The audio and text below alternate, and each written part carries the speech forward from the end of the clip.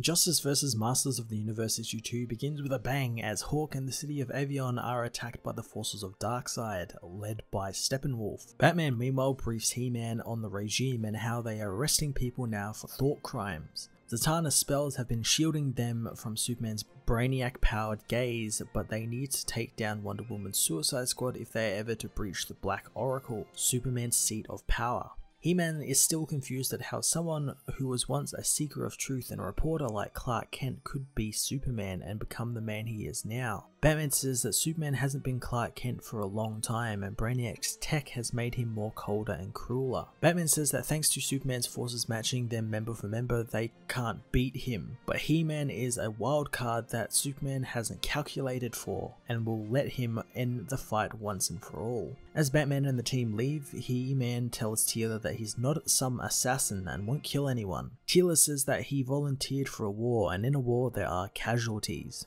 At Darksmoke Prison, the prisoners of Eternia turn in for the night. That is until Granny Goodness blasts her way in and offers them a place in her army. He-Man leaves the hideout and thanks to Orko has a magical disguise on, hiding his identity from normal people on Earth. The two heroes find Bloodhaven to be a not so cheery place, and soon they find a woman who tries to commit suicide by jumping from a building. Adam races to save her, catching her before she falls, and the woman screams that she planned it out right and that intent to self-harm is now a thought crime. Soon Bane arrives and tries to arrest the woman, but He-Man stops him. The mind-controlled Bane can't process who the new threat is and adapt to him, however. Orko tries to protect the woman as Copperhead attacks him, and Orko helps Adam with his fistfight with Bane, using his magic and allowing Adam to smash the villain into Copperhead, defeating them both.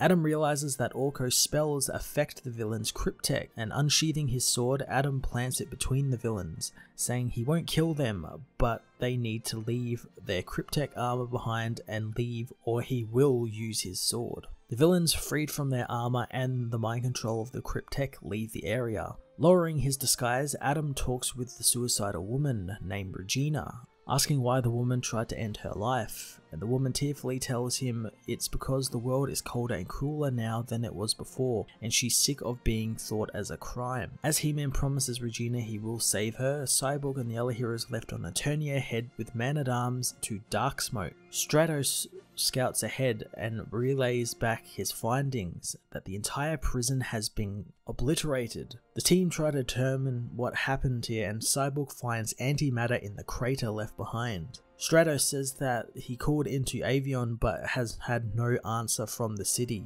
prompting Man-at-Arms to tell them that they need to return to Castle Grayskull hastily. Superman meanwhile is alerted to the unaccounted for He-Man as well as the two missing Suicide Squad members. Skeletor arrives and is ordered to report his findings, but Skeletor says he hasn't found any cause of what happened to Bane and Copperhead, but it might be another magical artifact that he wishes, despite Wonder Woman denying it was ever such a thing. As he returns to his chambers, Skeletor reveals that he does indeed know that it was He-Man and that He-Man is now on Earth, and he plans on doing something about it. Batman meanwhile is outraged that He-Man left the hideout, but soon Prince Adam returns, donning Bane's cryptek infused armor and giving the team Copperhead's armor, telling him he has a plan for them to follow now. Justice vs. Masters of the Universe issue 2 continues to be an awesome and action-packed read that gives us the right amount of story each issue and is progressing the plot at a nice pace. I really like that Adam was given a good reason to help Earth, and it's not just a team up for the sake of one, and it's great that he seems to be kinda taking a Superman-like role in the story, helping people and becoming a symbol of hope in a really cold and cruel world now. I'm really looking forward to the next issue and Adam's undercover plan.